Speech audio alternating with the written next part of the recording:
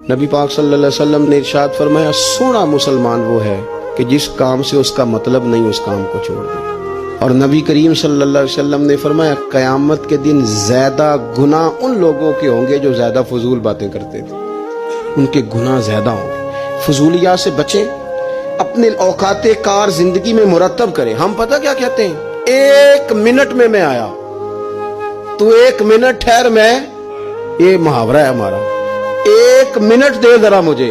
تو میں اکثر دوستوں سے کہتا ہوں کہ جو 1 منٹ ہے نا اسے کیوں ضائع کرتے ہو، کیوں کہتے ہو 1 منٹ ٹھہر، کیوں ٹھہرے بھائی؟ آپ کو پتہ ہے منٹ میں کیا ہوتا ہے؟ 1 منٹ میں 6 دفعہ سورۃ اخلاص پڑھی جا سکتی ہے اور 2 قرآن پاک پڑھنے کا ثواب ہے۔